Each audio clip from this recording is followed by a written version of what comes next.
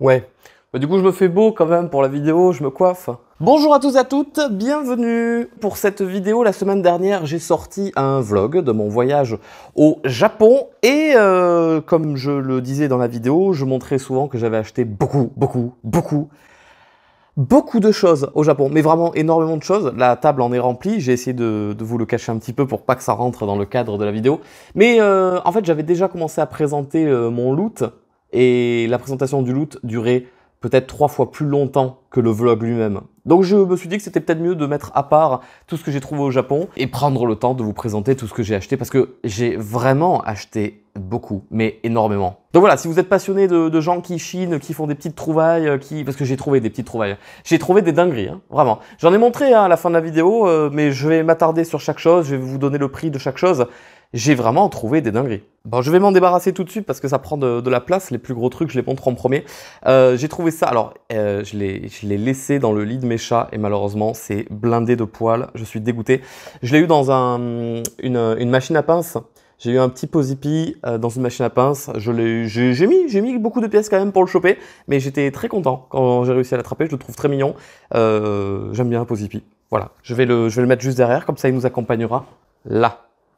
Voilà. Et en parlant de gros trucs aussi, j'ai acheté un œuf de Yoshi. Qu'est-ce que tu veux que je te dise de plus? Je l'ai vu, il était vert. Je sais plus s'il y avait les autres couleurs, mais voilà. Maintenant, des fois, je m'allonge dessus et je m'endors sans m'en rendre compte. Il est très agréable, il est très... c'est du mochi dedans, c'est mochi, tu vois, c'est très agréable, c'est très doux, très mignon. Voilà, œuf de Yoshi, c'est le genre de truc avec le Pozipi qui a pris tellement de place dans ma valise. Mais bon. J'ai assumé. Il y a des choses que j'ai failli abandonner là-bas. Je vois un truc là, un très gros carton que j'ai failli laisser au Japon parce que c'était beaucoup trop gros. Mais j'ai quand même réussi à tout ramener. Parce que j'ai acheté une 3e valise du coup. Là, tu tombes pas. Cette vidéo va être divisée en 2 parties. Une énorme partie consacrée aux jeux vidéo parce que j'ai vraiment acheté énormément de jeux vidéo. C'est vraiment beaucoup. Et après une autre partie un petit peu plus tranquille à base de petites figurines, petites peluches. Je vais commencer par les peluches, les figurines, les cartes. J'ai acheté des cartes aussi. Je vais commencer par ça et je garde les jeux vidéo pour la fin. Mais il y a des pépites. Mais il y a des trouvailles. Je suis trop content. J'ai acheté parce que j'adore cette scène dans le manga et je trouve la figurine très cool. Spoiler, si vous n'êtes pas à jour sur Wano dans One Piece, peut-être ne regardez pas... Ah, je l'ai cassé, c'est terrible. Ne regardez pas les prochaines secondes qui arrivent. Donc une figurine de Shanks quand il était jeune. Je ne dirai pas sur l'équipage de qui. Et cette scène dans le manga où évidemment il y a les autres pirates à ses côtés, je la trouve très stylée. Et je sais pas, je la trouve mignonne comme tout cette figurine, je la trouve très cool. Donc je l'ai achetée. Une autre figurine que je n'ai pas achetée, j'ai une chance incroyable. Tu sais, au Japon, ils ont des espèces de petites loteries. Tu achètes on le voit ça à Micromania en France, tu achètes un petit ticket et tu espères avoir la lettre A. Tu sais, tu peux avoir la lettre F et tu as gagné un sopalin, un mug, je sais pas, un marque-page. Et quand tu as la lettre A ou B, tu as les gros lots, tu as les grosses figurines. Il y en avait un qui était sur le thème de Spy Family, que j'aime bien. Et j'ai joué sans m'attendre à rien, j'ai eu le A. Donc j'ai gagné la figurine de Anya, du coup. C'est pas non plus une figurine de fou. C'est pas non plus une figurine de fou. Ah, je me vois à travers, bonjour. Mais elle a l'histoire de je l'ai gagné sans m'attendre à rien et le ticket m'a pas coûté très cher, donc très cool. Après, je suis pas très fan non plus de Anya au point d'en avoir une figurine chez moi, donc je pense l'offrir à quelqu'un. Mais au moins, le truc, la figurine a une histoire. Et ça, c'est chouette. Au Nintendo World, j'ai acheté cette petite... c'est pas une figurine, puisqu'en soi, c'est une boîte à cookies, où à l'intérieur, il n'y a pas des cookies, mais il y a des chips. Des chips emballés individuellement, d'accord? Un emballage par chips. Ils aiment bien ça au Japon, hein, emballer tous les trucs un par un individuellement. Mais à la fin, ça deviendra une boîte à cookies. Mais ça devient surtout une belle figurine de la Bobombe dans l'univers de Mario. Voilà, je trouve que ça a de la gueule. Ça, c'était très chiant dans la valise. Parce que ça a vraiment une forme très spécifique. C'était vraiment très chiant à placer. Ensuite, au Pokémon Center, je l'ai montré dans mon vlog, il y a des peluches de tous les Pokémon qui existent.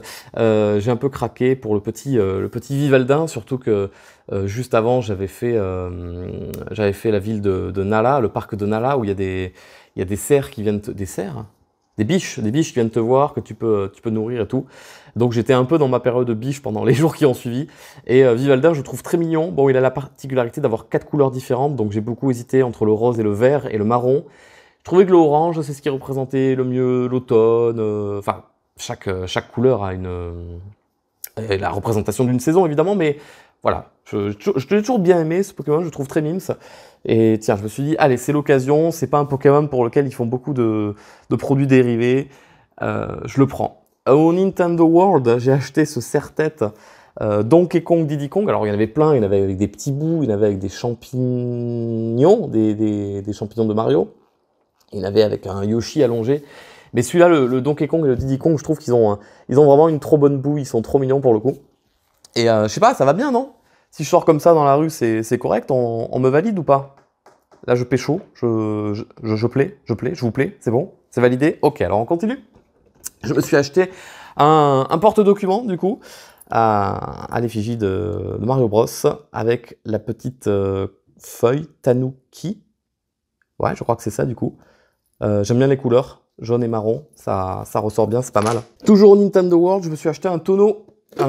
Waouh, il s'ouvre, le spoil. Oh non. Hop là. Un tonneau Donkey Kong, ils sont en train de faire la promotion de Donkey Kong parce qu'ils vont pas tarder à ouvrir. Je vais l'enlever. Ça m'embête déjà. Je vais l'enlever. Ils vont pas tarder à faire l'ouverture du parc Donkey Kong à Nintendo World. Alors c'est une tirelire, comme tu peux le constater. Je vais pouvoir mettre toute la Twitch monnaie à l'intérieur. Et ça s'ouvre. Et à l'intérieur aussi des chips emballées individuellement. La chips Donkey Kong ou la chips Diddy Kong. S'il y a plus de 4 pouces bleus sur cette vidéo, je vous ferai une vidéo dégustation, mais sur une chaîne YouTube cachée, dont vous ne connaissez pas l'existence. Donc la vidéo existera quelque part, mais vous ne saurez pas où elle est. Je me suis évidemment acheté le tome 1 de One Piece en japonais. Ça me semble assez évident. Hop là, spoiler, à la fin il devient le roi des pirates, un truc de fou. Que j'ai évidemment acheté dans un magasin Mugiwara Shop, là où j'ai aussi acheté une figurine de Yamato que je trouve absolument mignonne, la figurine. Il y en avait d'autres, il y avait Luffy en Gear 5, il y avait Luffy normal, et j'en ai pas vu d'autres, mais celle de Yamato était très mimes. J'aime bien Yamato dans One Piece, donc je l'ai acheté. Ensuite, des petits porte-clés. Hop là, des petits porte-clés, je sais pas trop si vous allez pouvoir les voir de près. Ah, je suis pas sûr que le focus se fait. S'il ne se fait pas, j'en suis désolé. Alors, je suis vraiment pas porte-clés pour le coup. Je m'en fiche un peu réellement. Mais comme c'est des porte-clés en rapport avec Mario Kart, avec la voiture, je me suis dit, c'est le genre de truc que je pourrais accrocher au rétroviseur de ma voiture. Ça pendouillera pendant que je conduis, ça pourra faire joli. Et j'ai pensé exactement la même chose pour celui-là. Celui-là, il a vraiment de la gueule. 3 pots de banane, un cube d'objet, point d'interrogation. Tu vois, tu conduis là, comme ça. C'est suspendu. Moi, je trouve que ça le fait. C'est cool.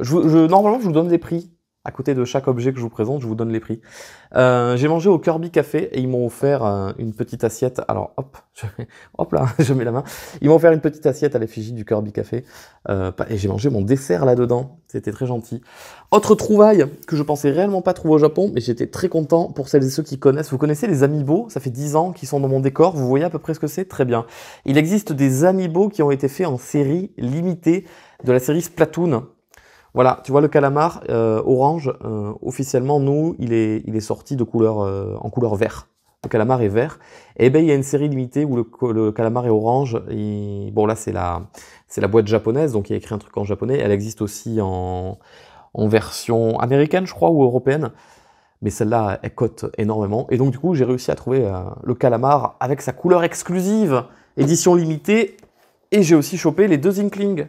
Garçon et fille, qui ont aussi une édition limitée. Là, la fille, normalement, elle a les cheveux orange, là, ils sont verts, et la couleur de son pistolet est différente. Et pour le garçon, il est pareil. Je suis pas sûr qu'il soit noir de peau. Je pense que dans la version classique, il est blanc de peau. Et elle, par contre, elle est beaucoup trop blanche pour le coup. Dans sa version classique, elle est un peu plus bronzée. Et voilà, donc des versions limitées, collector, pas trouvables. Et surtout, je vous mets les prix de souvenirs. Je crois que c'était à 2500 yens. Donc vraiment pas cher, en tout cas moins cher que ce que j'ai vu sur internet. On arrive quasiment à la fin des présentations d'objets autres que jeux vidéo, quasiment, non il y a encore 2-3 trucs. Pokémon Center, j'ai trouvé cette peluche de Pikachu Ninja trop mimes, c'était la peluche du moment apparemment, bien qu'il y ait écrit 2019. Et ils ont mytho, c'est pas du tout la peluche du moment alors. Ou alors c'est un long moment, c'est un très très long moment. Bon bref, elle est censée tenir debout. Bon, il s'avère que moi, elle ne tient pas debout. Enfin, elle est censée tenir avec la main comme ça. Je sais pas si ça donne trop l'impression que c'est censé vouloir donner, tu vois. Voilà, donc j'ai vraiment pas pris la meilleure, c'est pas grave, ce sont des choses qui arrivent. Et j'ai aussi acheté des cartes One Piece, des cartes Pokémon, mais ça je vous les filmerai de plus près quand je prendrai le téléphone en main, je vous les filmerai tout à l'heure. On arrive quasiment à la fin, il y a des figurines incroyables que j'ai achetées, vous n'êtes pas prêts, mais il y a surtout des vêtements. J'ai acheté des... Ça va le chat? Ok, il est en train de chier sur le canapé, tout va bien. Il y a aussi des vêtements que j'ai achetés. J'ai acheté une tenue de Mario. Donc les bretelles elles sont cousues dessus avec une petite capuche. Donc ça vient du Nintendo World. C'est un vêtement Mario officiel. Et ça, je le mettrai quand je ferai du speedrun sur Mario 64 en live sur Twitch, ce qui arrive au moins une fois par semaine en général. Si vous voulez tout savoir, par rapport à l'époque où j'avais présenté du speedrun sur ma chaîne YouTube il y a 3-4 ans, hein, j'ai bien battu mon record. Donc je vous mets le temps de quand j'ai fait la vidéo à l'époque et je vous mets mon dernier record personnel. Il y a une différence très sympa. Et là, je suis passé dans une nouvelle catégorie, une catégorie un peu plus longue. On fait pas 16 étoiles, on en fait 70. On voit un peu plus du jeu et c'est très cool. Ce t-shirt est à l'effigie de Luffy. Je le montre dans mon vlog à un moment donné, à l'effigie des mimiques du Gear 5. Si tu as la ref.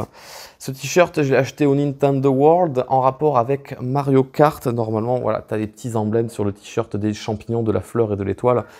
Et derrière, en relief, tu as écrit normalement Super Nintendo World, Universal Studio Japan. C'est des belles couleurs. C'est un joli t-shirt à mettre quand tu streams. Et là, je me suis acheté une petite veste manche courte, pareil, floquée Mario Kart, avec des petits trucs en rapport, genre, je sais pas. Tu sais, dans Mario Kart 8, il y a plein d'espèces de publicités, genre comme si les personnages de Mario Kart, ils avaient leur propre borne d'essence, usine, un moteur de voiture. Il y en a un, il fait les roues, l'autre, il fait l'huile de vidange, je sais pas. Donc, il y a des petites références à ça. Je sais pas du tout si je voulais bien montrer. Il y a une banane ici. Voilà, bref. Hop, je pousse. Et alors, attention, j'arrive sur mes figurines préférées que j'ai achetées. Un petit Wistikram. Et là, vous vous dites, mais... c'est nul, c'est complètement nul à chier en fait, Farod, qu'est-ce que tu nous fais là? T'es cringe? Oui, mais... Bah, vous devez vous en douter, je suis très très fan de Pokémon et il y a une série de figurines qui me vend vraiment du rêve depuis des années et plus le temps passe et plus la série cote en fait, vraiment, elle cote énormément les figurines, je suis dégoûté. C'est des figurines qui représentent les dresseurs les plus populaires, que ce soit dans les jeux ou dans l'animé. Enfin, en général, les deux sont mêlés du coup. Donc chaque dresseur avec son Pokémon de prédilection. J'espère que vous voyez bien la figurine sur la table. Lui, je ne me rappelle plus comment il s'appelle. Ça y est, j'ai oublié. Arco, c'est la 3G. Je crois qu'il s'appelle Brice, mais je suis pas sûr. Ensuite, on a Flora. Flora que peut-être là vous connaissez un petit peu mieux parce qu'elle elle a été vachement mise en avant dans l'animé. Avec évidemment son petit poussifeu. Les Pokémon sont trop mignons, c'est trop bien fait. Vraiment, les figurines, je les trouve trop belles. J'ai envie de faire la collection complète, mais pour les plus moins chers, c'est 100 balles la figurine. C'est vraiment un truc qui cote en fait. Je vais pas dire que c'est de l'édition limitée, mais ça reste pas longtemps au Japon, dans les Pokémon Center, et ça part très très très très vite pour le coup. Lui, c'est le représentant de la 4G, et je sais pas du tout comment il s'appelle pour le coup, j'en ai pas la moindre idée. Mais il y a plein de petits détails, tu vois, la petite montre, le sac à dos. Là, on a une autre version de Flora qui vient de je sais pas quel épisode, et elle a surtout son petit Gobu. Alors tu vois, petite flaque d'eau, hop, Gobu on le met là, et ça donne l'impression qu'il sort de l'eau, c'est trop bien foutu quoi. Elle, j'ai complètement oublié son prénom. Elle arrive dans Soleil et Lune, si je ne me trompe pas. Elle a un Cosmog, je crois que c'est comme ça qu'il s'appelle, derrière elle. Elle est un peu à part parce qu'elle n'a pas le Pokémon à côté qui se balade. Je sais plus, vous allez être 1000 à me dire comment il s'appelle, mais je sais plus. Et il y en avait deux de figurines. Oh putain, non, il y a un... Ah non, c'est une poussière.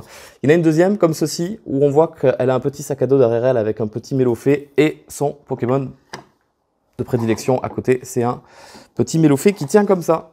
Et ça rend bien, tu vois, collé côte à côte, ou je le mets là, sur le socle. Bon, il y a juste le socle qui est très moche, ça fait le gros truc en plastique bien rond, c'est vraiment le seul truc, le seul bémol de de cette collection de figurines. Et je trouve que ça va bien. Je sais plus si je vous l'ai montré, lui. Aucune idée de comment il s'appelle, lui non plus. Je le connais pas du tout. Je vous le montre comme ça. Mais j'aime bien, les figurines sont très belles, elles sont très détaillées, les petites Pokéballs, les petits détails, les lacets et tout, c'est très propre. Moustillon, je crois qu'il s'appelle, j'ai oublié. Je l'ai pété. Normalement, il a une écaille dans la main, il fait une attaque avec l'écaille et ça s'est pété dans la valise. Bon, fallait bien que ça arrive, je suis dégoûté que ce soit arrivé avec une figurine Pokémon qui coûte aussi cher. Aurore aussi, juste là, avec son petit... Ah, je l'ai oublié. Je l'ai oublié. Et ça ne me reviendra pas dans tous les cas, mais je sais que je le sais. Je sais que je le sais, mais je l'ai oublié. Voilà. Et il en existe... Oula, j'ai craché un truc de fou. Il en existe d'autres. Il en existe encore d'autres. J'en ai... Bon, je vais pas vous mentir, j'en ai commandé. Donc, il y en a qui sont censés arriver prochainement. Si la vidéo n'est pas encore sortie, je vous mettrai des photos. J'ai commandé Régis. Régis de la 1G avec Evoli. La figurine est trop belle. J'ai commandé Red avec Salamèche, mais là on part sur des figurines qui coûtent un peu plus cher, donc là on est sur 200 balles la figurine. Et c'est que de la spéculation, hein. C'est pas le prix de base, d'accord? Le prix de base, je suis dégoûté parce que quand je suis allé au Japon il y a 5 ans, Régis avec Evoli, je l'ai vu au Pokémon Center. Et de souvenir, la figurine elle était à 65 €, quelque chose comme ça.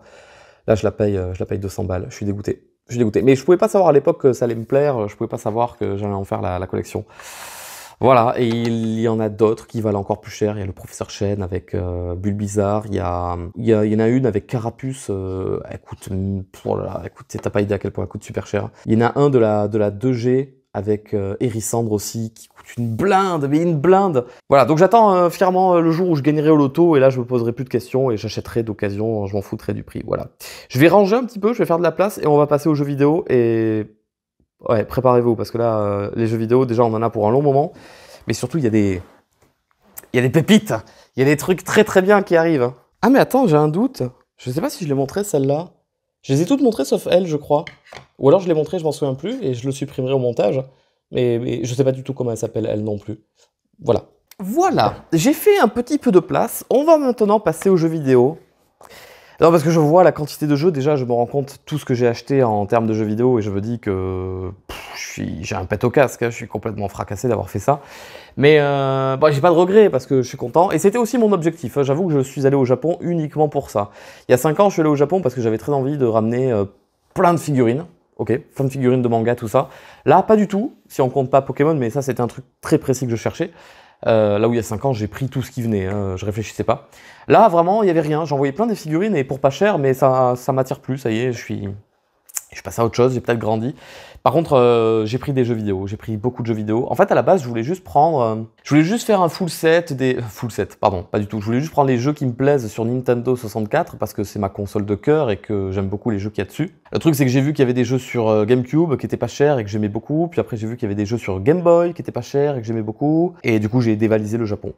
J'ai littéralement dévalisé le Japon. Je vous expliquerai en fin de vidéo un petit peu dans quel magasin je suis allé, comment j'ai fait, mes petites trouvailles et tout ça, mais je répète, j'ai dévalisé le Japon. Inutile d'aller au Japon pendant les 5 prochaines années, je vous le dis, vous ne trouverez rien, j'ai tout ici. J'ai tout pris.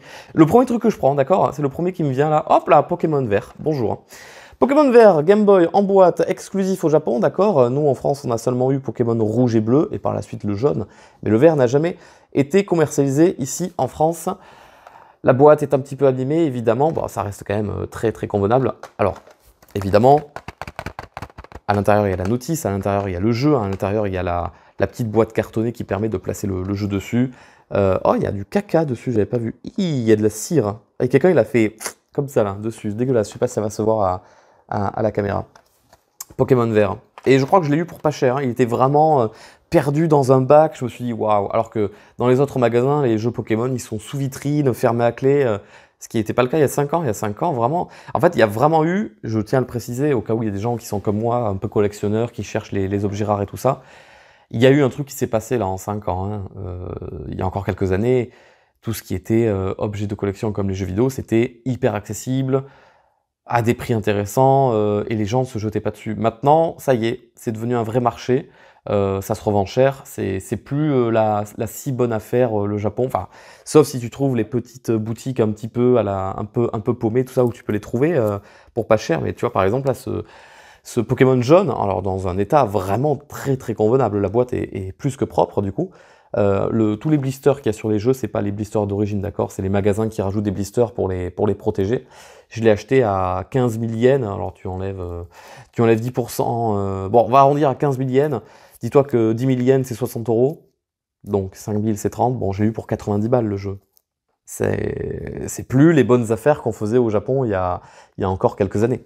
Et ça ne va pas s'améliorer en avançant, ça va continuer à augmenter, à prendre de la valeur. Donc il faut, si c'est des choses que tu veux vraiment, il faut se jeter dessus à la moindre occasion parce que le jour d'après, ça coûtera toujours plus cher que le jour d'avant. Ça reste quand même, voilà, il faut assumer après. On reste dans l'univers de Pokémon. Hein. Hop, Pokémon Argent, Lugia sur Game Boy Color du coup, très très bon état la boîte, très content. Je suis content de l'avoir eu. Aussi, chose à préciser, hein, en tant que touriste au Japon, vu que tu as un visa étranger, en général, tu payes pas les taxes. Donc, tu vois, il y a écrit le prix officiel, 3 960, c'est le prix qu'un japonais paierait. Mais moi, je paye le prix sans taxe. Donc, le prix à 3 600, j'économise un petit peu dessus. Et ça, c'est plutôt cool. Pokémon Or, du coup, voilà, je vous le montre. J'ai eu Pokémon Argent, et là, j'ai Pokémon Or. Donc là, pour l'instant, on est sur beaucoup de Pokémon. Il en reste encore un peu. Oui. Attends, regarde. Regarde-moi ça. Pokémon Saphir sur Game Boy Advance. Flora, juste là, que je vous ai présenté tout à l'heure en figurine. Donc UZ pour dire que la boîte a déjà été ouverte en fait, mais elle est impeccablement propre, neuve. Il n'y a pas de dégâts sur les côtés. Elle est droite. Franchement, le principe de l'occasion au Japon, c'est une folie. Il faudrait vraiment qu'on s'en inspire parce que c'est une folie. Oui, alors le jeu et la notice étaient emballés à côté. Pareil pour lui. Voilà, évidemment, vous vous doutez bien, si j'ai pris Saphir, j'ai aussi pris Ruby. Pokémon Ruby sur Game Boy Advance, pareil. Allez, ça c'est peut-être le Pokémon que j'ai le plus préféré. Je le trouvais trop cool. Et ce n'est pas fini. Grosse blague, paf, à quasiment à 60 balles. Voilà, comme s'il venait de sortir en magasin, le prix neuf. Pokémon Emerald, très très recherché ça en France, la version française je veux dire, hein, très très recherché. Très belle boîte, je sais pas si la brillance, je vais essayer de te le bouger un petit peu, je sais pas si la brillance va forcément se voir à l'écran. Mais celui-là, je suis tombé dessus qu'une seule fois de tout mon voyage au Japon. Bon, j'ai dit, faut pas hésiter. Bonjour Pokémon Rouge-Feu, Dracofeu sur Game Boy, c'est pas Game Boy Advance, ça, c'est sur... Ah si, c'est Game Boy Advance. Ah oui, c'est vrai. Non, parce que je me rappelle qu'on pouvait le mettre sur la DS, mais parce qu'il y avait une DS où on pouvait mettre les jeux de Game Boy Advance en dessous. Voilà, du coup, avec derrière... Ah voilà, c'est elle, la fille à droite, je ne sais pas comment elle s'appelle, mais elle a une figurine dans la même lignée que celle que je vous ai présentée tout à l'heure, avec un carapuce. Et qu'est-ce qu'elle cote de malade, cette figurine de fou!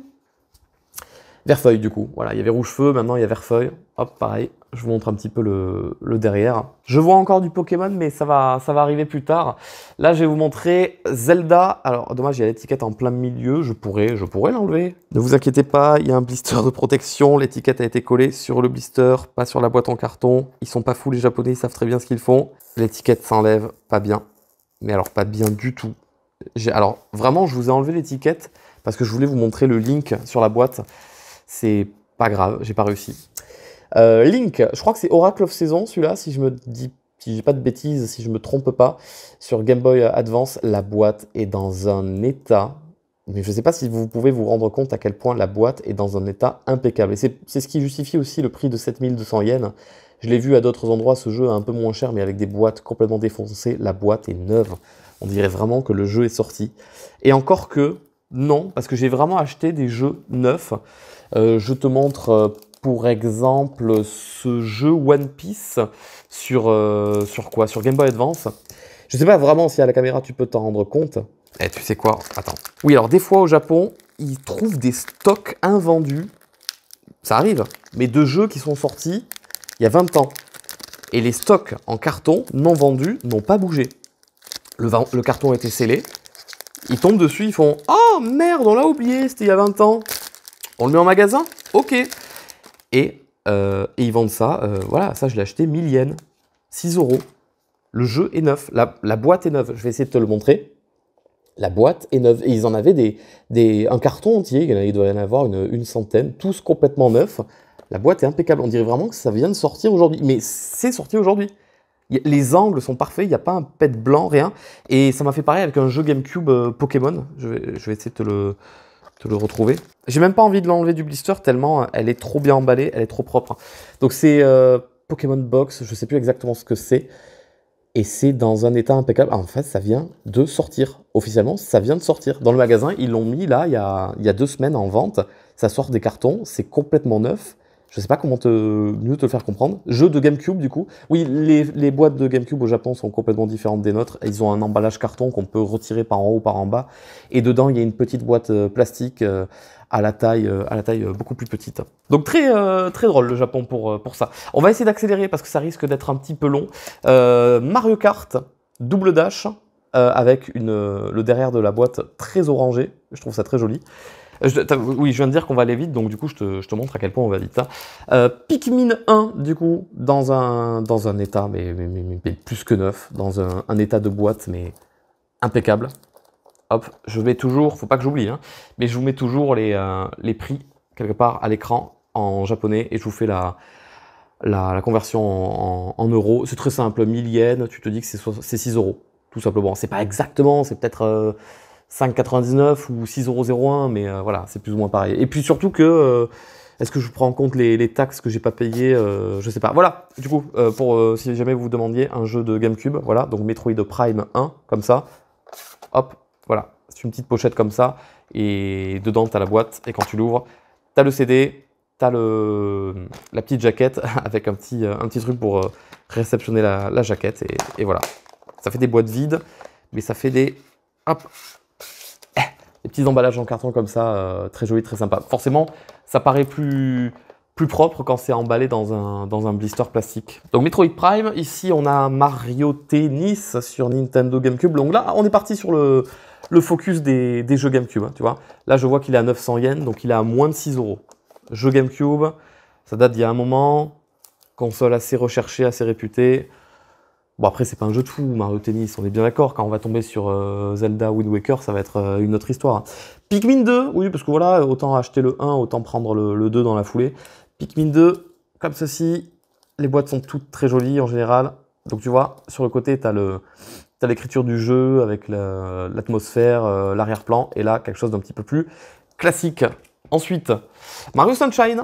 Je vous ai spoilé, je vous ai dit le nom du jeu avant de vous le montrer. Super Mario Sunshine. Un des jeux de lancement de la Nintendo GameCube, un excellent jeu GameCube avec la grosse tête de Mario juste là. Ensuite, on a Final Fantasy Crystal Chronicle, 500 yens, 3 euros, le jeu en boîte, enfin un CD, comment on dit, jaquette. La boîte plus que neuve, hein, excusez-moi, hein, elle est incroyablement propre. Alors peut-être que le jeu a pas beaucoup marché là-bas au Japon. Moi, je l'avais fait avec mon frère, je me rappelle. J'en ai un bon souvenir. Peut-être que le jeu a pas marché, mais 3 euros, enfin je veux dire, même c'est n'importe quel jeu, même la boîte de GameCube, elle coûte pas 3 euros, je sais pas. WarioWare sur Nintendo GameCube, hop, je vous le montre comme ceci, devant, derrière, et là je l'ai eu à, pareil, 3 euros. J'adore le Japon. Je vous ai dit que j'adorais le Japon, j'adore le Japon.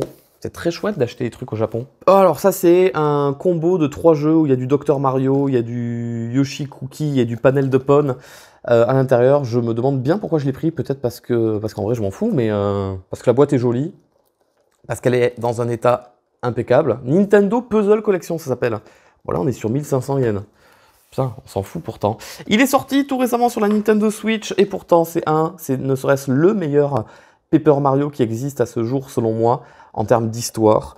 Pas forcément en termes de gameplay, et encore que.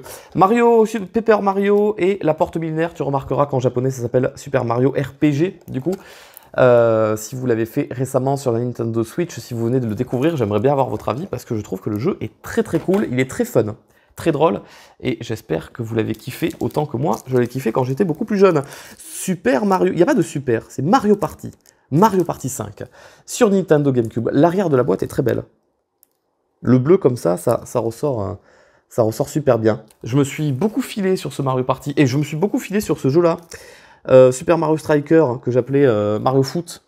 Je crois qu'en France, il s'appelle pas Mario Striker, il s'appelle Mario Smash Football. Je crois Smash Football. Ouais, je crois qu'il y a le mot Smash en France dans le nom du jeu. J'aime beaucoup. La boîte brille un petit peu. C'est pas toujours qu'il y a des boîtes de jeux qui brillent comme ça. Et très chouette, je prends. Très cool, j'ai beaucoup aimé ce jeu. Donkey Kong Jungle, Bit. Bonjour, l'algorithme YouTube, j'espère que tu vas bien. Voilà, donc 1200 yens. Un jeu Donkey Kong avec il faut les tonneaux pour jouer dessus. Tale of Symphonia, j'ai adoré ce jeu, mais j'y ai jamais joué. J'ai regardé mon grand frère quand il jouait sur GameCube, justement. Il y avait 2 CD, je me souviens, tellement le jeu était conséquent. D'ailleurs, la boîte est un petit peu plus épaisse que les autres boîtes de GameCube, parce que j'imagine qu'il y a les 2 CD à l'intérieur. Avec Lloyd, on attend toujours Lloyd dans Smash Bros. RIP, ça n'arrivera jamais. Tale of Symphonia qui est ressorti sur Switch et que j'ai pas encore eu le temps de faire, tout simplement.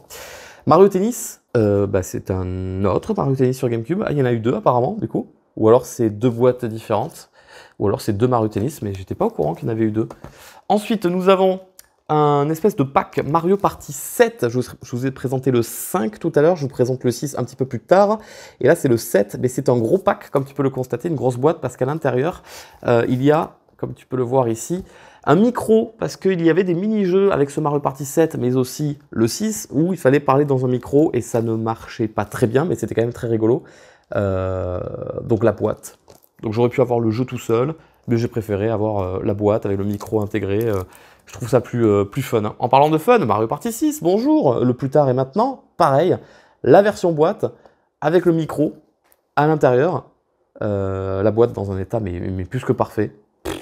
Je vais arrêter de dire que la boîte est dans un état plus que parfait. Je vais plutôt vous le dire quand la boîte est dans un état dégueulasse, parce que là, pour l'instant, tout va bien en fait.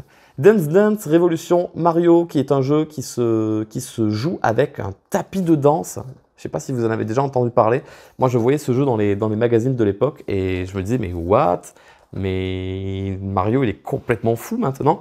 Donc j'ai le jeu et j'ai évidemment aussi la grosse boîte avec à l'intérieur. Eh bien, le tapis de danse, ça a été très chiant à mettre dans la valise, à transporter, parce que c'est une vraiment très très grosse boîte pour le coup. Mais voilà, moi j'aime bien les items avec encore la boîte, ça c'est cool. Mais où est-ce que je vais le foutre? Je sais pas, ça va me prendre une place de dingue. Mais au moins je peux dire que je l'ai. En parlant de place de dingue, hop là, j'en parlais juste à l'instant, les tonneaux de Donkey Kong, je les ai trouvés. Avec le jeu, du coup, à l'intérieur, enfin, j'imagine que regardez, justement, il est là. Ah, donc j'ai pris le jeu 2 fois. Allez, nickel, ça marche. Donkey Kong, Konga, du coup, il y a le jeu à l'intérieur, il y a les 2 tonneaux pour faire la musique, il y a tous les branchements, il y a la boîte qui est dans un état plus que correct. À votre avis, combien je l'ai payé? 800 yens. Je rappelle que 1000 yens, c'est 6 €. 800 yens. 5 €, je sais pas, 5,50 €. À quel moment en France tu trouves un jeu qui a 15 ou 20 ans en boîte propre, avec tout, 5 €. Bref, c'est cool parce que le Japon, ça me rappelle un peu les vides-greniers que je faisais à l'époque, quand il y avait que des dingueries. Quand j'étais petit, j'avais 10-11 ans, j'achetais des Game Boy à 5 €, j'étais content. Aujourd'hui, les Game Boy, tu les trouves en vide-grenier, c'est minimum 60-80 balles. C'est la vie. Donc Donkey Kong Konga, je l'ai aussi pris apparemment, je m'en souvenais pas, en version boîte. Et il y en a eu un autre, il y a eu Donkey Kong Konga, le 2, c'est ça hein? Ouais, parce que je crois qu'il y a un 3 aussi, je sais pas si je l'ai le 3. Donkey Kong Konga 2, pareil, toujours avec le même principe des tonneaux, et je crois que le 3 est là. Ouais, le 3 est là, donc j'ai pris les 3 dans la foulée. Ok, Donkey Kong Konga 3, juste ici, j'espère vraiment que le focus se fait à chaque fois que je vous montre des jeux comme ça en plein écran. Je vais vérifier que ça continue de tourner. Tout va bien, la vidéo s'enregistre convenablement.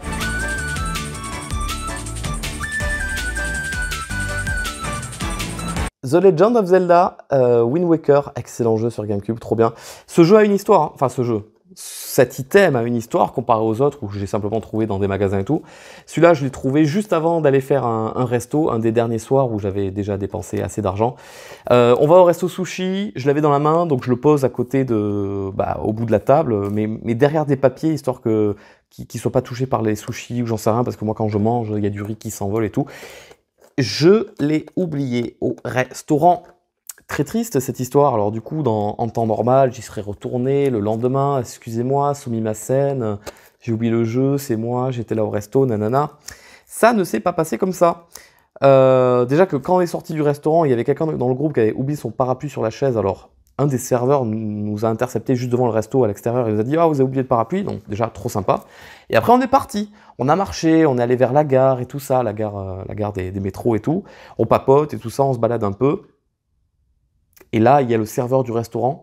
Le restaurant était derrière nous, d'accord, dans le chemin. Et là, on le voit arriver de devant nous. de là où il y a les métros. Tout essoufflé en courant et tout. Il nous rattrape et il fait vous l'avez oublié, tenez, tout ça. Et en fait, le mec, depuis qu'on était parti du resto, il court partout à travers la ville. Allô, la ville, c'est Tokyo, en fait.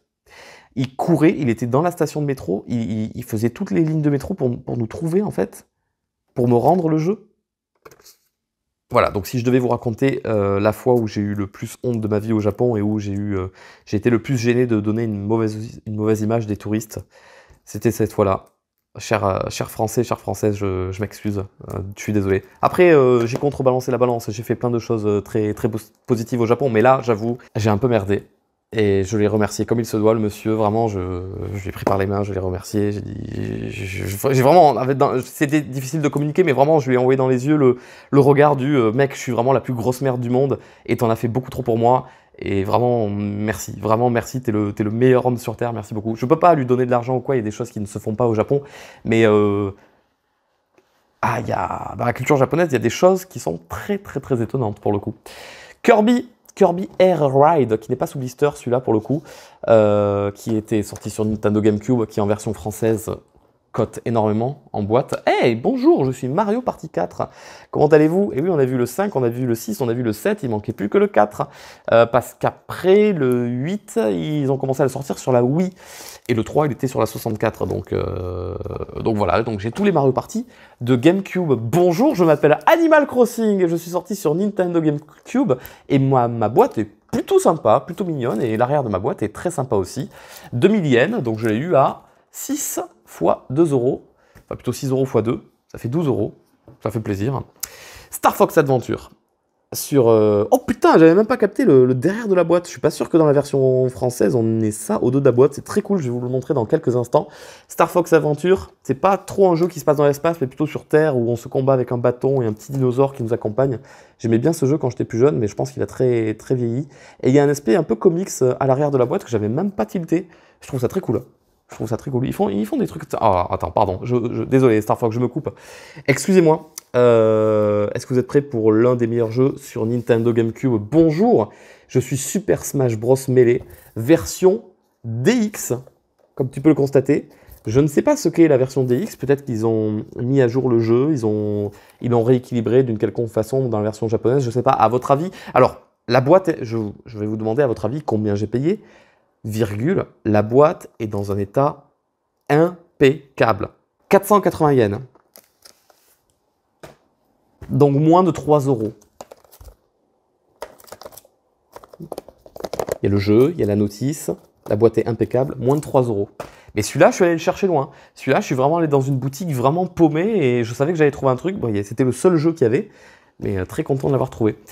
Sur Game Boy Advance, WarioWare, hop. La boîte est très, très simple. Mais en général, les boîtes de WarioWare sont très simples. Celle sur GameCube aussi, elle était toute rose. Là, on part sur la Super NES, du coup. On abandonne un petit peu tout ce qui va être Game Boy Advance. Je regarde, je constate, je confirme. On abandonne tout ce qui va être Game Boy Advance et GameCube. Quoique de la Game Boy Advance, non, il y en a qui revient encore un petit peu. On a Yoshi Cookie, j'en parlais juste avant. C'est un jeu mobile, hein, vous embêtez pas, mais c'est juste que la boîte était mignonne avec le Yoshi. Et ces petits cookies, j'essaye d'aller vite, c'est très très long comme vous pouvez le constater parce qu'il en reste encore beaucoup. Donc s'il y a des boîtes où vous voulez apprécier un peu le dessin ou quoi, je vous invite à mettre pause. Je filme en 4K 60 FPS.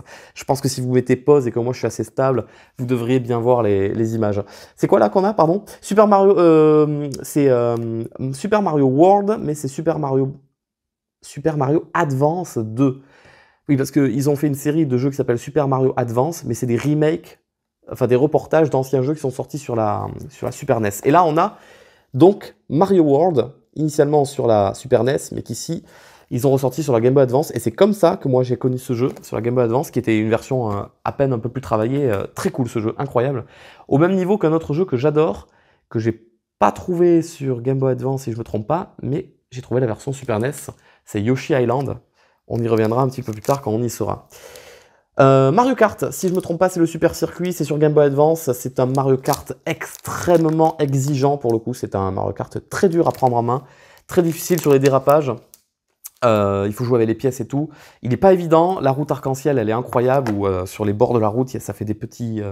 ouais, c'est une dinguerie. Allez, si vous regardez du speedrun de la route arc-en-ciel de Mario Kart Super Circuit, Bah, je suis actuellement en train de vous montrer un extrait, j'en suis conscient, mais c'est n'importe quoi là. Tu le vois, le Bowser là qui sautille partout parce que les bords des terrains, les lignes blanches, ça te fait rebondir. Et donc si tu tombes bien dessus, tu peux faire des folies. J'arrête de parler, excusez-moi.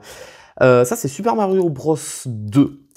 Super Mario Bros 2 qu'ils ont ressorti, donc c'est Super Mario Advance 1, si je ne me trompe pas. Super Mario Bros 2 avec la première apparition de Birdo, si je ne dis pas de bêtises. Bonjour, je suis Super Mario Bros 3. Mais là, je ne suis pas sur Game Boy Advance, je ne suis pas un Mario Advance, je suis sur la Super NES. Incroyable jeu, très très bon jeu, très, très coloré, très beau, super musique. Et c'est l'un des rares Mario que j'ai jamais eu l'occasion d'avoir en main quand j'étais jeune, donc j'ai jamais réellement eu l'occasion de le faire en entier. Un jour, peut-être il faudra que je me le fasse. Bonjour, je suis Zelda 1. J'avais pas pris conscience, mais la boîte est super belle, trop bien. Le premier Zelda. Celle-là, par contre, j'aurais aimé qu'elle ait un blister pour la protéger. Ça, c'est un bel item. Hein. Le premier Zelda en boîte, comme ça, c'est un très bel item. Cette boîte est très jolie, alors que c'est juste du Mario Golf. On s'en fiche un petit peu. Et il y a des personnages autour de Mario que je n'ai jamais vu de ma vie, je ne sais pas qui ils sont. On continue, je vous avais dit qu'il restait un petit peu de Pokémon ou pas? Ils ont fait un jeu Pokémon en rapport avec les cartes Pokémon. Vous le voyez pas bien, mais je pense que si vous avez déjà vu la boîte dans votre vie, vous le reconnaissez. J'ai jamais vu. Je sais même pas si... Je crois qu'il est sorti en France, ouais. Je crois que quand il est sorti en France... On avait une carte Pokémon de Miaous à l'intérieur comme ça, et je crois que c'est celle... Elle avait une faute à l'intérieur, je sais plus, je sais plus. Wario Land sur Game Boy, j'aime beaucoup Wario Land. Le 1, le 2, le 4, le 3 malheureusement j'ai jamais pu le faire de ma vie, mais j'aime beaucoup Wario Land. Un petit peu dur comme jeu quand même. C'est ce qu'on appelle le Mario Land 3. Ouais, c'est compliqué la série des Mario. Il y a eu Mario Land 1, il y a eu Mario Land 2, et il y a eu Mario Land 3, Wario Land 1. Ouais, voilà. Mais il fallait bien que pour un spin-off de la série Mario qui met en avant un autre personnage de Mario, il fallait mettre Mario dans le titre pour donner envie. Ça se fait plus trop aujourd'hui, hein, tu remarqueras. Sur la Switch, sur la Wii U, sur la Wii, on a encore vite fait des jeux, mais on a beaucoup de Mario et on a de moins en moins de jeux consacrés uniquement à Wario, uniquement à Yoshi. Il y en a, il y a eu Yoshi Woolly World. Wario, le dernier qui est sorti, c'était sur la Wii. Mais il y en a de moins en moins, là où à l'époque, Game Boy et tout ça, il y en avait beaucoup plus. J'en parlais à l'instant, Mario Land 2. C'est vraiment, sincèrement, un des tout premiers jeux que j'ai fait de ma vie, que j'adore. Et à l'époque, Mario, il avait des petites oreilles de lapin qui lui permettaient de flotter dans les airs. Et le méchant du jeu, c'était justement Wario. Donc il doit y avoir une logique de, on passe du 2 au 3, on incarne le méchant. Très content de l'avoir. C'est vraiment, je crois que c'est le premier jeu vidéo que j'ai eu dans les mains de ma vie. Après, ça devait être Pokémon Jaune, et après, ça devait être... il y a eu la 64 qui a dû suivre juste après. Un jeu Yoshi, pareil, un espèce de petit jeu mobile à la Yoshi. Je l'ai pris parce que la boîte était très mignonne. Bon, on voit rien parce qu'il y a les étiquettes, mais fais-moi confiance, la boîte est très mignonne. Nous en avons terminé avec les jeux Game Boy. On va maintenant passer au jeu... au jeu quoi? Au jeu Fur. Attends, j'ai fait une bêtise. Attends, mais je disais de la merde ou quoi, là? Attends, il y a des jeux, je disais que c'était la Super NES, et en fait, c'était la NES. J'ai dit des bêtises. En fait, depuis le début, tous les jeux qu'on voit, je dis que c'est la NES. Ouais, je me suis gouré, je crois. Tous les jeux depuis le début que je présente et que je dis que c'est la Super NES, en fait, c'est la NES. Pardon. C'est lequel, ce Zelda? J'arrive même plus à le reconnaître. Link to the Past? Comme c'est écrit en japonais. Et puis, c'est des jeux que j'ai pas assez fait dans ma vie pour... Enfin, du moins, j'ai pas assez vu les dessins, les artworks des jeux pour les reconnaître. Chrono Trigger, designé par RIP Akira Toriyama. Chrono Trigger qui est considéré comme l'un, si ce n'est le meilleur RPG encore à ce jour. Je ne l'ai jamais fait. J'en parlais tout à l'heure, la boîte est magnifique. Yoshi Island, un des jeux que j'ai le plus aimé quand j'étais plus jeune, que j'ai découvert aussi sur la Game Boy Advance, et je trouve, il est incroyable ce jeu. Il est vraiment trop bien. Il a une durée de vie de ouf, il est très exigeant, très dur pour le coup, mais vraiment je l'avais adoré. Un Fire Emblem, les boîtes, mais les boîtes sont dans un état, les boîtes sont tellement propres, les boîtes sont trop belles. On voit Mars, du coup, en plein milieu de la jaquette, de la boîte. On a Super Donkey Kong, qui chez nous s'appelait Donkey Kong Country. C'est le 1, waouh, la position de Donkey Kong catastrophique à l'arrière. Donkey Kong Country 1, la boîte est abîmée, elle, pour le coup. Et ensuite, on a Donkey Kong Country 2. Et j'ai que la boîte, j'ai pas le jeu. Lui, il vendait juste la boîte toute seule, je sais pas, à 2 €, un truc comme ça. Donc j'ai dit, bah oui, avec plaisir, et je trouverai bien le jeu tout seul plus tard. J'ai complètement oublié d'aller le chercher. Ah putain, celle-là aussi, la boîte est vide, c'est un autre Fire Emblem du coup. Pareil, avec Mars mis en avant, idem derrière. Nous avons, il est ressorti il n'y a pas si longtemps, Super Mario RPG, donc sur la Super NES bien sûr. Super Mario RPG qui est sorti sur la Switch. Je me le suis refait un petit peu, mais j'avoue que je me suis un petit peu lassé du jeu. Il m'a pas trop donné envie de le continuer. Star Fox, le tout premier Star Fox, avec les personnages en mode c'est des peluches, des animatroniques, des peluches. Il pourrait faire vous pouvez faire un FNAF là, hein, avec Fox, c'est le renard, c'est Foxy. Falco, c'est l'oiseau, c'est Chica. Le lapin, je sais plus comment il s'appelle, celui qui dit d'où au barrel roll, c'est Bonnie. Et le crapaud, bah, c'est Freddy du coup. Mais vous pouvez clairement faire un jeu FNAF avec ces personnages-là, ça rendrait trop bien. Five Nights at Star Fox, il y a un truc à faire, non? Ah, putain, je me rappelais pas, j'ai les 3 Donkey Kong Country apparemment. J'ai le 3 aussi qui est juste là. Par contre, la boîte, elle est très... Elle a pris la lumière du soleil, hein, d'accord? Elle est très éclairée, elle a pas jauni, mais elle s'est éclairée. Yoshi... Pouah, la honte, il connaît rien Nintendo, c'est une folie. Kirby, pardon. Kirby, je sais pas lequel c'est, d'épisode Kirby, c'est un Kirby sur Super NES. La boîte est très mignonne. Tout de bois comme ça, avec le petit Kirby au milieu. J'ai sûrement acheté le jeu uniquement pour la boîte. C'est faux, j'ai acheté tout ce qui me passait sous la main. Super Mario World, on en parlait justement, qui est donc, oui, sorti sur la Super Famicom, qui est donc la Super NES. Super Mario World, qui est vraiment, vraiment un excellent jeu, pour le coup. Vraiment, vraiment trop bien. Visuellement, les musiques, les petits secrets, il y a plein de secrets dans ce jeu. Mario Kart, le tout premier Mario Kart sorti par Nintendo. Le Super Mario Kart, le Mario Kart original. J'aime beaucoup le design de la boîte. Elle est très très cool. Mario Picross, si vous êtes vieux comme moi, vous aimez bien forcément ce jeu-là. C'est vraiment le truc de jeu mobile. Même pire, c'est du niveau des mots fléchés, des mots croisés, du sudoku, mais je me tue à ce jeu sur la console virtuelle de la Super NES. Je ne l'ai pas encore fini. Et il fallait que je l'achète en boîte ce jeu parce que vraiment j'y ai passé des heures peut-être, je suis à 50-60 heures dessus, c'est une folie. What the fuck, j'ai 2 fois le même jeu. Ah bah d'accord, bah j'ai 2 fois le même jeu, donc j'ai Donkey Kong Country, bah c'est bien de le remarquer maintenant, c'est bien, il faut s'en rendre compte. J'ai terminé les jeux Super NES, mesdames et messieurs, il nous reste le meilleur pour la fin, les jeux de Nintendo 64. On y va, on commence avec Hey Pikachu, et Pikachu il fait ça avec sa main. Hey Pikachu, putain la gueule de Pikachu derrière. Il est choqué, en fait tu viens de l'insulter à ce moment-là, tu viens de lui dire TG, et là regarde c'est son visage, c'est très sincère, et il le vit mal. Hey Pikachu, c'est un jeu sur Nintendo 64 où tu avais un micro, tu t'adressais à Pikachu, tu communiquais un peu avec lui, donc évidemment ça marche pas du tout en français, ça n'est pas sorti en France. Et il y a des rumeurs, je suis pas allé vérifier si c'est vrai ou pas, je l'ai mis dans mon iceberg de Pokémon, j'en ai aucune idée. J'en ai vraiment aucune idée, je me rappelle plus du tout. Il y a des rumeurs qui disent que si tu dis un mot en particulier dans le micro, genre le nom d'un constructeur rival, genre Sega, Pikachu il fait la gueule, il te fait des doigts comme ça. C'est faux, c'est complètement faux. Mais il te fait la gueule et il s'en va. Et j'ai aussi acheté le pack, parce que du coup je t'ai dit qu'il y avait le jeu tout seul, mais il faut bien l'espèce de micro qui se branche à la 64. Donc j'ai acheté le pack qui va avec. Voilà, c'est un truc qui se branche à l'arrière de la manette, il est alimenté de cette façon. Ou alors tu peux le brancher à la console, c'est toi qui vois.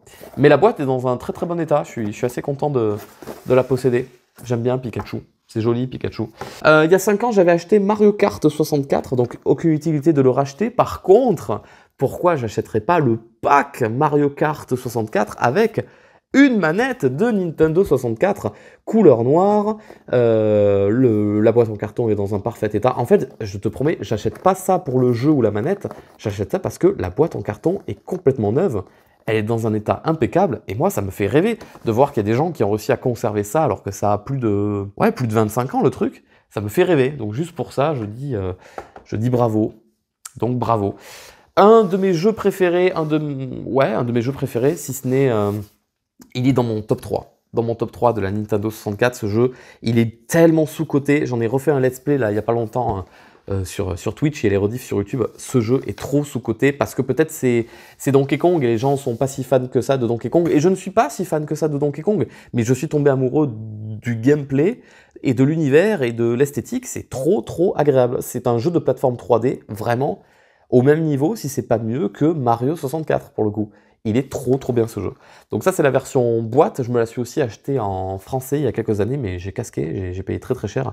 Elle est vraiment dans un état impeccable la boîte. Elle est toute neuve. Et j'ai acheté aussi, pareil, le même jeu, sauf que la boîte est un petit peu plus épaisse parce que c'est une boîte avec le memory pack à l'intérieur. Alors, quand j'ai fait, je vais ouvrir la boîte, préparez-vous. Quand j'ai fait ma valise, tous ces jeux-là, d'accord, ne rentraient pas dans les valises. J'ai dû ouvrir toutes les boîtes en carton une par une, sortir les jeux, plier les boîtes proprement, d'accord, ça va, on a gardé, tout est dans un état tel quel, les plier bien propres, pour que tout rentre et tout. Bref, tout ça pour vous dire que j'ai dû sortir ce qu'il y avait à l'intérieur. Et donc j'ai vu le memory pack. Je te promets que tu n'as jamais vu un item aussi propre. La boîte, non. Je peux pas te l'expliquer en fait, parce qu'il faudrait que tu l'aies en main pour te rendre compte à quel point c'est neuf, à quel point même au toucher, il n'y a pas un seul impact. En fait, le truc est à l'intérieur de la boîte et je crois que la boîte n'a jamais été ouverte. Et là, je tiens dans ma main un objet qui est sorti il y a plus de 20 ans et qui n'a jamais été touché par personne de toute sa vie. Et là, ça n'a jamais été ouvert. Mais même moi, je vais pas l'ouvrir en fait. Et attends, c'est pas là où il y avait des cartes? Alors, j'ouvre doucement, tu vois, je fais gaffe. Et puis, c'est l'occasion de te montrer à quoi ça ressemble à l'intérieur. Donc, la boîte est vide. Tu as un support en plastique où tu as le jeu à l'intérieur qui lui-même est dans un blister. Tu as la notice du jeu, d'accord, avec des petits dessins, des screens du jeu. Tu as des petits papiers pour te dire, ouais, faut brancher sur secteur. Salut, je m'appelle Todd, j'ai un gilet trop cool. Et là, il y a des cartes à collectionner qui brillent de deux différents Kong. Bon, je suis allé voir sur internet, elles cotaient un peu, mais pas plus que ça. Et apparemment, à l'époque, ils vendaient des boosters Donkey Kong de cartes à collectionner. Je découvre des trucs dont je n'avais jamais entendu parler et je suis sûr que vous aussi, vous en aviez jamais entendu parler, déjà parce que vous n'êtes pas fan de Donkey Kong. Je comprends. Je ne le suis pas non plus. Mais je suis assez fan de Nintendo pour savoir un petit peu tout ce qui s'est fait. Et ça, je n'avais jamais entendu parler. On continue. Nous avons Mario Golf. Très sympa la boîte avec le Mario très flou. C'est un style de boîte assez particulier. Hein. Tu vois ça sortir aujourd'hui sur la Switch. Une boîte où tu as juste un tiers de Mario à l'écran sur la boîte et qui est flou en plus de ça. Et genre, la majorité du dessin sur la boîte, c'est la pelouse en arrière-plan et l'ombre de Mario. C'est couillu, hein, c'est cocasse comme style de boîte, mais je trouve ça osé. Je trouve ça vraiment bien. Et ils ont réitéré avec un autre sport sur la même console. On voit un petit peu plus Mario quand même, mais j'adore. J'adore ce genre de boîte où on voit que le personnage est en action. Mario Tennis cette fois. Donc en fait, tu mets les deux côte à côte. Je sais pas. C'est un truc qu'on voit plus trop, ce genre d'esthétique de boîte et de jeu. Mais j'aime vraiment beaucoup. Banjo-Kazooie, le 1. J'ai pas trouvé le 2 malheureusement. Enfin si, je l'ai trouvé, mais beaucoup trop cher. Hein, ça valait pas le coup. La boîte est un petit peu déchirée en haut à droite. C'est fort dommage et elle est un petit peu abîmée. Voilà, c'est pas une boîte que j'ai vue très souvent, donc je me suis permis de la prendre, même si la boîte était un peu cracra. Ça reste quand même très convenable pour un jeu qui est sorti il y a 20 ans. F-Zero sur Nintendo 64, j'aime bien l'arrière-plan, pareil, un peu en mode comics, en mode bande dessinée. Nous avons Kirby 64, là aussi ils ont sorti un platformer 3D Kirby qui est pas si dingue que ça. Il est pas si 3D, il est un petit peu bloqué dans des couloirs, un peu comme le Yoshi que j'ai pris évidemment. Yoshi Story sur Nintendo 64, oui, vous le constatez, la boîte est très mignonne. Mais en général, les jeux Yoshi, ce sont des jeux qui sont très mignons. Et derrière, on a des screenshots du jeu et toutes les couleurs de Yoshi. Et quand je voyais ça dans les magazines à l'époque, ça me faisait rêver. Je me disais, mais pourquoi Yoshi, il n'est pas seulement vert? Il a plein de couleurs différentes. Est-ce qu'il a des pouvoirs différents? Le feu, l'eau, tout ça. C'est juste des skins de base. Mais je trouvais ça très, très fun. Mario Party 1. Même si on dirait que c'est le 3, mais c'est le D qui te fait croire que c'est le 3, parce qu'à l'époque, ils ne devaient pas envisager qu'ils en allaient en faire d'autres, je sais pas.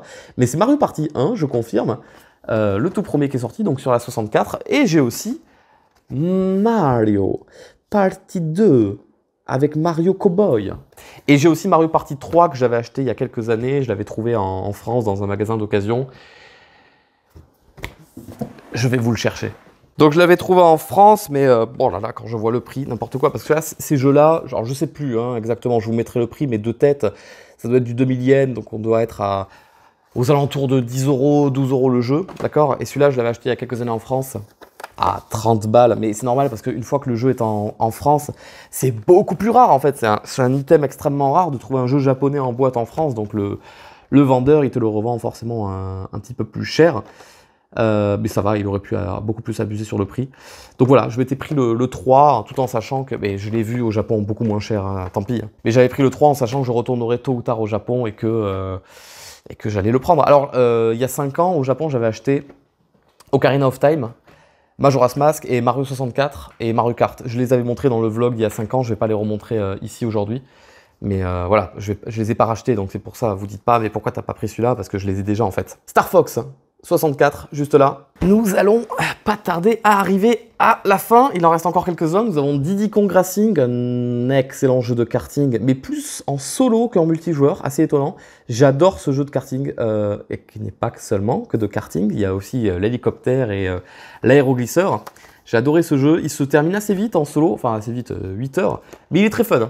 C'est un jeu de course, mais avec un bon mode aventure. Enfin, il a surtout un mode aventure. C'est assez fun à jouer. Je vous ai dit que je n'allais pas racheter Mario 64. En fait, si.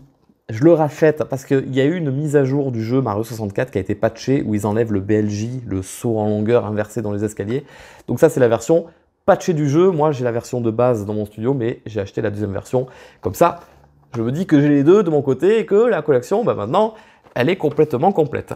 Nous avons ensuite Animal Crossing sur Nintendo 64, qui est le premier Animal Crossing de la série, qui n'est jamais sorti en France. Nous, le premier sorti en France est celui sur GameCube, si je ne me trompe pas.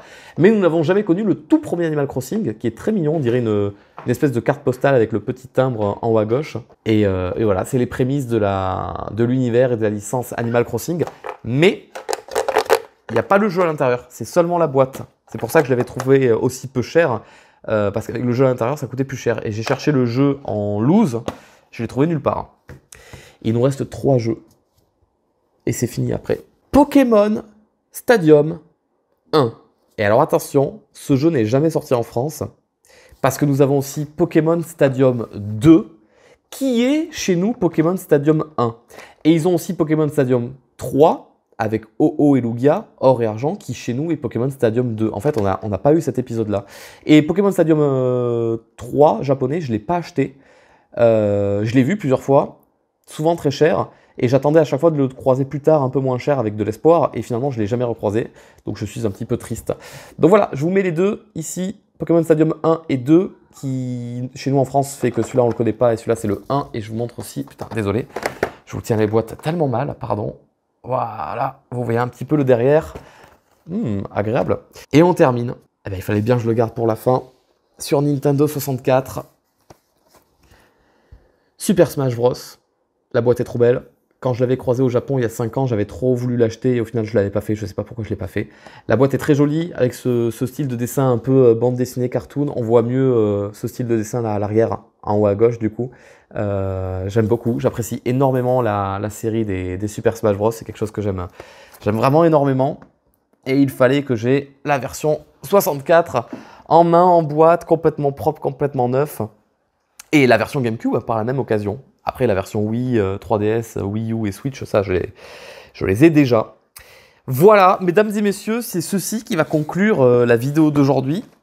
C'était le loot de tout ce que j'ai acheté au Japon. Est-ce que j'ai les couilles de vous montrer le total de tout ce que j'ai payé? Peut-être, je vous le montre là, maintenant à l'écran. Alors je vous le montre en image subliminale, d'accord? Je vous le montre là, voilà, c'est fini. Je vous le montre pas plus parce que j'assume pas, j'ai un peu honte de montrer que j'ai dépensé autant d'argent, mais j'en suis heureux. Alors maintenant, où est-ce que je vais foutre tout ça?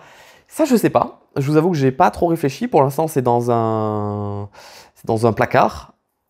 Mais j'espère trouver la place un jour pour exposer tout ça, ou au moins le ranger dans des étagères tout côte à côte, que ce soit bien propre. Cette vidéo est très longue, cette vidéo a certainement duré plus d'1 heure. Si vous l'avez regardée jusque-là, si vous m'entendez, je vous en remercie très sincèrement. C'est peut-être pas forcément le genre de vidéo qui plaît à tout le monde, mais je sais aussi qu'il y a des gens très précis de niche qui adorent ce genre de vidéo. Alors pour vous, j'espère que ça vous a plu. J'ai fait cette vidéo pour vous précisément. J'espère que ça vous a plu, que vous avez passé un bon moment en ma compagnie. Yo, ça va? Je me permets de faire une petite pause sur cette vidéo, étant donné que là, je suis en train de faire le montage là depuis quelques jours, et c'est au bout de quelques jours que je me rends compte qu'à aucun moment je vous explique où est-ce que j'ai fait mes achats. Ce qui potentiellement pourrait être une information qui pourrait en intéresser, j'imagine. Surtout si vous prévoyez un jour d'aller au Japon. Je vous le souhaite. Donc du coup, la plupart des objets que j'ai trouvés, j'ai acheté ça dans les Book Off. Alors les Book Off, c'est une chaîne de magasins réputée pour tout ce qui est vente d'occasion. Donc on va retrouver énormément là-bas de jeux vidéo, de mangas, de figurines aussi. J'ai cherché beaucoup de figurines là-bas. Beaucoup de cartes, tout ce qui va être cartes Pokémon, cartes Yu-Gi-Oh, cartes Magix, cartes One Piece aussi, on en trouve beaucoup là-bas. Et après, tout ce qui va être bande dessinée, comics, romans, livres. Bon, là, ça vous intéressera sûrement un petit peu moins. Bref, donc c'est des chaînes de magasins réputées, enfin spécialisées dans l'occasion, et il y en a partout. Il y en a vraiment dans tout le Japon. Tu marches une demi-heure d'un magasin à un autre et tu en as un peu partout. Alors attention, parce que je me suis fait avoir, il y en a certains qui sont spécialisés uniquement dans les vêtements. Et alors, crois-moi que quand tu fais 1 heure de route à pied et que tu arrives au magasin et que tu vois qu'il n'y a que des sacs à main et des t-shirts, et tu te dis, ah, ah, ah, d'accord, ok. Voilà, donc il faut quand même regarder à l'avance un petit peu sur Google et Google Maps si c'est pas un magasin spécialisé dans les vêtements. Donc du coup, à chaque fois que j'allais dans une grande ville, dans un secteur, ou que je me déplaçais exprès dans une nouvelle grande ville, je faisais un gros périmètre où je cherchais tous les book-off, et je me faisais des tracés comme ça avec Google Maps. Tu sais, tu peux mettre un point de départ, un point d'arrivée, et donc tu choisis les deux plus opposés, et au milieu tu peux mettre des étapes. Et donc tu dis, bon ben ça sera la première étape, ça ce magasin-là, deuxième étape, étape. Et donc tu te fais le chemin qui te semble être le plus optimisé, d'accord? C'est assez intuitif, tu peux te le faire assez facilement. Tu te fais le chemin le plus optimisé, et après tu te fais une grosse journée de balade, de marche, et dès que t'en as marre, tu prends soit le bus. Alors le bus au Japon, je parlais de rien. Le bus au Japon, vous faites pas avoir, hein. Tu rentres, alors soit par devant, soit par derrière. Bonjour. Soit par devant, soit par derrière, en fonction de ce qui est indiqué sur l'arrêt de bus. En général, tu te mets derrière les gens qui attendent et tu montes en même temps qu'eux. Et en général, tu ne payes pas l'entrée du bus. Voilà, moi j'ai un raisonnement typiquement français qui est t'achètes le ticket au début. Non, tu achètes le ticket à la fin en sortant. Voilà, c'est leur façon de faire. Et c'est en général souvent 230 yens ou 210 yens en pièces avec la pointe. Et quand tu passes devant le conducteur, en fait, tu mets directement les pièces dans la machine et ça te dit ok, c'est bon, tu peux descendre. Et en général, pendant tout le trajet, il y a un écran qui te dit bon, ben, prochain arrêt c'est ça, et en haut à droite il y a écrit vous devez payer tant pour sortir du bus. En gros, c'est ça. Voilà, donc pardon, je vous explique ça n'a pas de rapport avec la vidéo, c'est pas grave, hein. Donc les book-off, il y en a beaucoup partout. Tu vas sur une ville, sur Google Maps, sur une ville connue de Japon, tu tapes book-off, afficher les lieux, tu verras qu'il va y en avoir plein qui vont apparaître. Et sinon, mis à part ça, j'ai cherché aussi dans Google Maps tout magasin type revente de jeux vidéo. Parce que je savais que c'était ce genre de magasin-là. Mon écran s'est éteint. Tu te rallumes? Voilà, tu te rallumes. C'était ce genre de magasin il y avait plus de chances que je trouve des magasins de revente de jeux vidéo qui, par la même occasion, revendent aussi des figurines, plutôt que l'inverse, tu vois. Dans mon esprit, je sais pas si j'ai eu raison de penser comme ça, mais dans mon esprit, c'était plus commun de trouver des magasins de jeux vidéo et de revente de jeux vidéo. Donc j'ai cherché ça en français. En anglais, quand je dis en français-anglais, c'est ce que j'ai marqué dans Google Maps pour faire mes recherches. Donc, j'ai tapé magasin d'occasion en français, donc Google Maps, et donc je trouvais très souvent des magasins d'occasion, mais qui revendaient des meubles, qui revendaient des vêtements, des magasins qui te rachètent de l'or, des trucs comme ça, un peu ce qu'on a en France, tu vois. Et puis des fois, hop, la petite trouvaille, le magasin d'occasion, hop, spécialisé jeux vidéo. Après, je tapais la même chose en anglais pour voir si j'avais des résultats différents. Des fois, j'avais des résultats différents. Et enfin, je tapais le résultat en japonais, donc j'allais sur... Alors en général, comment je faisais pour trouver comment ça s'écrivait en japonais? Quand je trouvais un vrai magasin d'occasion spécialisé jeux vidéo en général, sur Maps, il y a écrit le nom du magasin et en dessous la description qui elle est en japonais. Je la copie, je la mets sur Google Trad et je vois qu'il me le traduit en mode magasin d'occasion. Donc ce petit texte en japonais, hop, je le copie-colle dans Google Maps et il me sort là aussi plein d'autres magasins. Pareil, il faut que je refasse le tri entre magasins de meubles, de vêtements, tout ça. Et quand je trouve des jeux vidéo, il y avait des fois où je trouvais des magasins que la recherche française ou la recherche anglaise ne m'avait pas trouvé. Donc il faut bien faire, si vraiment t'es focus comme moi, si vraiment t'es déterminé comme moi, oui, tu fais ce travail-là. Donc chaque matin, je mettais mon réveil 1 heure plus tôt et je passais une heure entière dans le lit à faire toutes ces recherches, à faire mon tracé pour la journée et à être prêt à partir, voilà. Et encore une fois, alors je sais que c'est pas le plus agréable, ou du moins c'est le truc le plus fatigant, mais c'est vrai que marcher toute la journée, donc voilà, c'est ce que je faisais des jours, je partais, il était 9h30 du mat, je rentrais, il était 10h30, tu vois.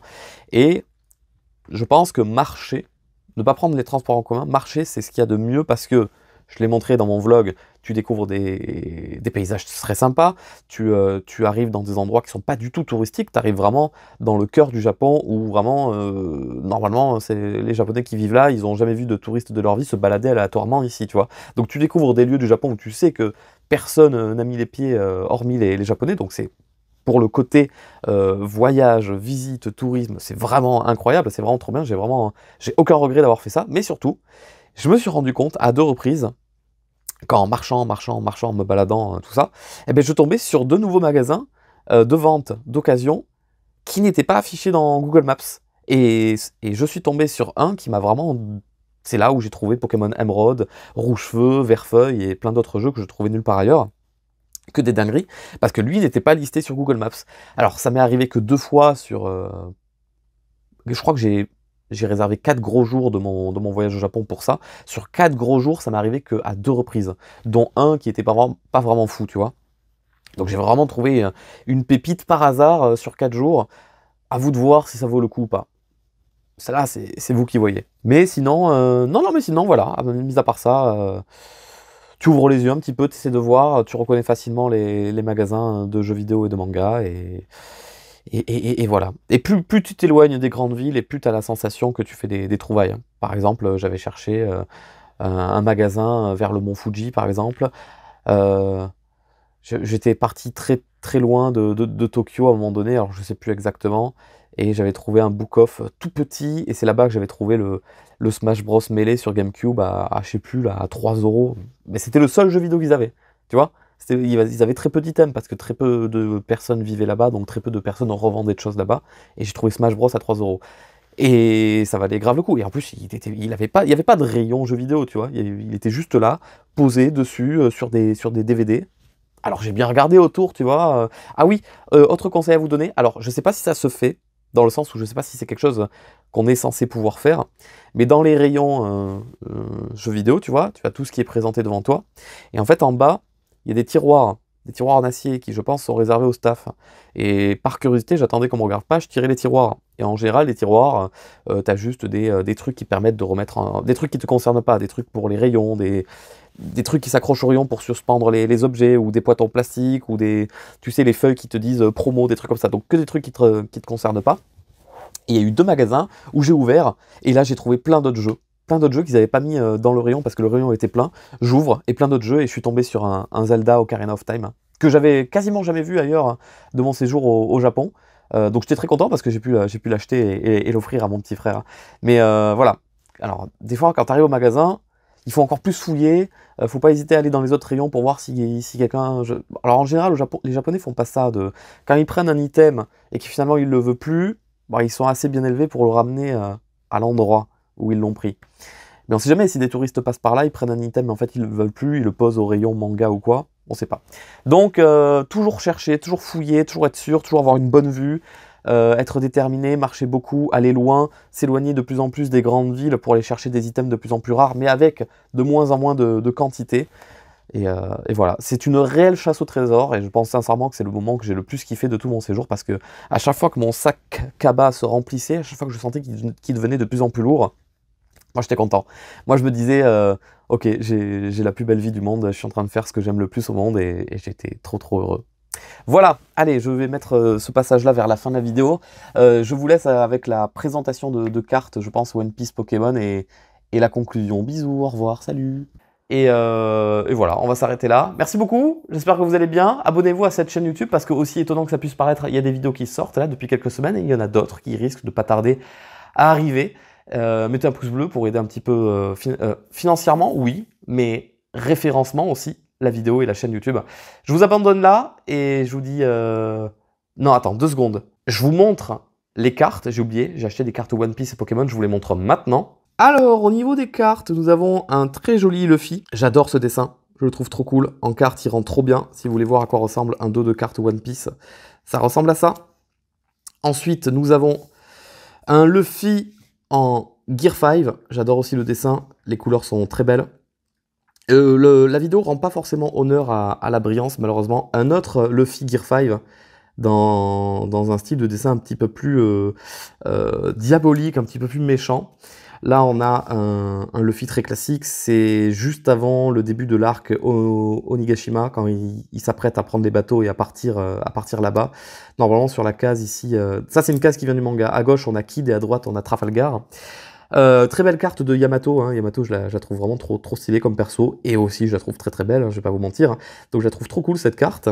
Ensuite on a un Luffy, je crois que c'est le premier dessin de Luffy qu'il y avait dans le Shonen Jump, la première couverture du Shonen Jump de Luffy, dans son premier chapitre du manga. On voit l'équipage non, on voit Shanks à droite, et un peu de son équipage je crois, ouais. On voit Nami aussi, vite fait. Très stylé ce dessin, j'aime beaucoup. Et c'est une carte qui est sortie pour les 25 ans de One Piece. Génial. Luffy, quand il sera le roi des pirates, évidemment. Très cool cette illustration. Ça brille bien, c'est joli. Un autre Luffy, ouais, j'ai acheté que du Luffy, hein, je vous préviens. Un autre Luffy dans un style légèrement plus réaliste, dessiné par un autre illustrateur. Encore un autre Luffy. Alors, l'image, je la trouve pas forcément très belle, mais c'est plus la scène que j'adore, hein. On reconnaît le gilet bleu de Luffy, donc on devine que ça se passe à Sabaody, et il est en train de mettre une énorme droite à quelqu'un. Il n'y a pas beaucoup de monde à qui il met une droite dans cet arc-là, avec comment dire, une droite qui a autant d'importance dans l'histoire du manga. On va dire qu'il y a un avant et un après cette droite, d'accord? Scène incroyable dans le manga, scène sublimée dans l'animé, malgré que l'arc Sabaody en animé date d'il y a quelques années, hein. L'animation n'est pas si folle que ça, mais ce passage-là est incroyable dans l'animé. Je vous invite vraiment à regarder juste ce passage. Et ensuite, on a un petit Luffy de l'arc Egghead habillé dans les vêtements de son arc. Je trouve la carte très drôle. Et je l'ai chopé sans faire exprès plus tard en ouvrant un paquet. Donc je l'ai en double cette carte. Et ensuite, nous avons des cartes Pokémon. J'avais comme but de faire une collection de cartes Pokémon, comment on dit, full art alternative. C'est-à-dire que le Pokémon prend toute la carte, qu'il n'y a pas forcément d'encadrement comme ça. Tu vois, le Pokémon est dans son état naturel. La carte est en général magnifique. Et je veux faire ça avec les 151 premiers Pokémon. Tous les Pokémon n'existent pas encore en carte, mais ça ne saurait tarder. Donc ici, j'ai un magnifique Bulbizarre. Je le fais en japonais parce que les cartes en française, c'est 60 € la carte, alors qu'au Japon, c'est même pas 2 € la carte. Mon choix a été vite fait, hein. Herbizarre avec son petit reflet dans l'eau, donc il va m'en manquer pas mal, hein, d'accord. Là, il me manque Florizarre, Salamèche. Là, on a le petit Reptincelle qui est dans une falaise. Là, on a un Carapuce très mignon qui s'amuse à envoyer de l'eau sur des roucoules, pardon. Et en plus, c'est pas roucoules, c'est roucou. On a un Carbaf, du coup, dans l'eau, dans l'océan. Très belle carte, hein, magnifique. Elle est vraiment sublime. Trop belle. Ensuite, j'ai qui? J'ai Quête? Non, j'ai Chenipan, juste là. Elle est très jolie, cette carte de Chenipan. Vous les connaissez sûrement, ces cartes. Elles sont sorties dans l'extension 151 en France. Donc, on a Roucoule, juste là. Très cool, dans un style de dessin assez particulier. Roucou, pareil. Roucarnage, pareil. Ben, je vous les montre comme ça, les cartes dans la foulée. Elle se distingue assez des autres cartes, mais j'aime beaucoup. Chaque carte a son style particulier, a son dessinateur, j'aime beaucoup. Oh, la Fenard, elle est formidable. La carte Fenard, elle est incroyable. Elle est vraiment magnifique. La Pikachu est très stylée, j'aime beaucoup quand le Pokémon se mélange avec plein d'autres Pokémon et des humains, et que ça se passe dans une ville. Tu vois, la carte, elle a plein de petits détails, là, les petits roucoules dans l'arbre, les petits Nidorans là-bas derrière qui sautent sur les toits, le petit Rondoudou au premier plan, le Caninos, le Papillusion, c'est magnifique. Le Raichu, on dirait qu'il flotte dans les airs, j'arrive pas à la comprendre cette carte. Est-ce qu'il est posé sur le lit? Est-ce que selon vous, il est allongé sur le lit, ou alors il flotte? On dirait vraiment qu'il flotte dans les airs. Mais il n'a pas la capacité vol, ce petit Raichu, il est complètement fou. Nidoking. Nidoking, elle est incroyable cette carte aussi, elle est très belle. Ah merde, pardon, je me suis gouré, j'ai tourné la page. Et en fait, Fenard, il était sur la page d'après. On a Orchid. Elle est magnifique cette carte, les couleurs sont folles, avec les petits aspicots en bas qui la regardent. Trop cool. Ensuite, on a le petit Paras et le Parasect, les deux en full art dans leur élément naturel. On a le petit Psychoquack là qui se tient la tête, il a une migraine, il descend les escaliers, certainement qu'il descend du mont Fuji, on sait pas. Le petit Ramolos dans la ville. Le petit... Oh putain, j'ai un doute. Tartar. Putain, j'ai toujours un doute là dans le prénom de ces trois Pokémon. Je sais pas pourquoi, c'est vraiment les seuls avec lesquels j'ai un peu de mal. Chopper. Matt Chopper qui est déménageur, tu vois, il sort du camion, il porte les cartons, il déballe, il installe des objets, il va au grenier, c'est trop mignon. Ensuite j'ai... alors maintenant j'ai rien. Ah putain, mais le Ramelos il était derrière, je me suis fait avoir, incroyable. Là j'ai le Phantominus avec plein de Spectrobes et d'Ectoplasma et un petit Miaous. C'est la ribambelle des Phantominus dans la rue. Là j'ai un Soporifique, elle est très... elle est spéciale cette carte, hein. L'esthétique est particulière, hein. Ensuite, j'ai un Excellang qui va qui va lécher des gâteaux, ici. J'ai un Scarabrut. Non, pas du tout, pardon. C'est la page d'après. J'ai un Levénard dans le centre Pokémon. J'ai des sacs de nœuds qui s'amusent à faire la balançoire sur un arbre. J'ai des Monsieur Mime qui s'amusent à jouer aux échecs dans un parc. J'ai un Scarabrut qui est très heureux d'être dans la nature. Un Loclas, très belle carte, le Loclas. Très beau Pokémon même. Incroyable, la carte Evoli. Elle est trop belle. Putain, cette carte Evoli. Il y a combien d'Evoli 1, 2, 3, 4, 5, 6, 7, 8. Est-ce que ce serait pas le nombre d'évolutions d'Evoli? Peut-être. Je sais pas. Ammonita, avec le petit Ammonistar juste au-dessus. Le petit Ammonita. Et enfin, on termine avec le Ronflex qui dort, mais qui bloque le passage au Topiqueur. Et un Roucoule est dessus. C'est pas du tout la dernière carte, autant pour moi. Il y a un Draco. Il y a un Draco juste là. Magnifique la Draco, mais j'ai aussi un Mewtwo qui surplombe la ville, comme tu peux le constater, à la Pain dans Naruto, un petit peu le même style. Et j'ai un Mew qui dort avec tous les autres Pokémon qui le regardent, qui le surveillent. Ça fait très biblique cette scène, je trouve. Elles sont trop belles ces cartes, je me régale.